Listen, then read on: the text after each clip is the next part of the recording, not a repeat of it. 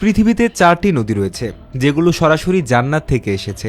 হ্যাঁ, ঠিকই শুনছেন, পৃথিবীতে প্রবাহিত এই নদীগুলোর সঙ্গে ইসলামের গভীর সম্পর্ক রয়েছে।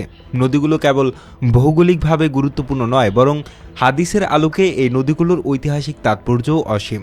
সহিহ মুসলিমে উল্লেখ করা হয়েছে এমনটি, রাসূলুল্লাহ সাল্লাল্লাহু আলাইহি ওয়াসাল্লাম মিরাজে গিয়ে জান্নাতের 4টি নদী দেখেছেন, 2টি বাহ্যিক ও 2টি অভ্যন্তরীণ। বাহ্যিক নদী 2টি পৃথিবীতে বহমান, ফোরাত ও নীল। ফোরাত নদী আজকের ইরাক, সিরিয়া এবং তুরস্কের মধ্য দিয়ে প্রবাহিত 2800 কিলোমিটার দীর্ঘ এক ঐতিহাসিক নদী। রাসূলুল্লাহ সাল্লাল্লাহু আলাইহি ওয়াসাল্লাম ভবিষ্যদ্বাণী করেছেন কিয়ামতের আগে এই নদী শুকিয়ে যাবে এবং তার তলদেশ থেকে একটি স্বর্ণের পাহাড় উন্মোচিত হবে।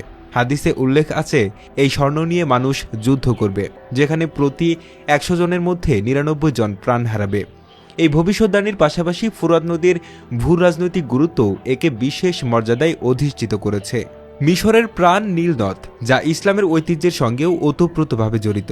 সহিহ মুসলিমে উল্লেখ করা হয়েছে, রাসূল সাল্লাল্লাহু আলাইহি ওয়াসাল্লাম বলেছেন, নীল ও ফোরাত জান্নাতের নদীগুলোর অন্তর্ভুক্ত। নীল নদ একই সাথে নবী মুসা আলাইহিস সালামের জীবনের গুরুত্বপূর্ণ অধ্যায়ের সাক্ষী। তার মা ফেরাউনের হাত থেকে তাকে রক্ষার জন্য ঝুড়িতে রেখে নীল নদে ভাসিয়ে দিয়েছিলেন। নীল নদের এমন ঐতিহাসিক ও আধ্যাত্মিক তাৎপর্য একে আরও মহিমান্বিত করে তুলেছে। তুরস্কের সিলিসিয়া অঞ্চলে অবস্থিত সিহান নদী প্রাচীনকালে সেরাস নামেও পরিচিত ছিল। প্রায় 560 কিলোমিটার দীর্ঘ এই নদী কৃষি, বিদ্যুৎ উৎপাদন এবং অর্থনৈতিক কর্মকাণ্ডে অত্যন্ত গুরুত্বপূর্ণ ভূমিকা পালন করে। হাদিসে উল্লেখ অনুযায়ী সিহান নদীও জান্নাতের নদীগুলোর মধ্যে একটি। সেই অঞ্চলে এই নদী শুধু প্রাকৃতিক সম্পদ নয়, বরং মানুষের জীবনের সঙ্গে সরাসরি সম্পৃক্ত। এই নদী সংলগ্ন অঞ্চলে চাষ করে উৎপাদিত ফসল স্থানীয় অর্থনীতিতে বড় ভূমিকা পালন। তুরস্কের জায়হান নদী পূর্ব তারাস পর্বতমালা থেকে উৎপন্ন হয়ে ভূমধ্য সাগরে মিশেছে।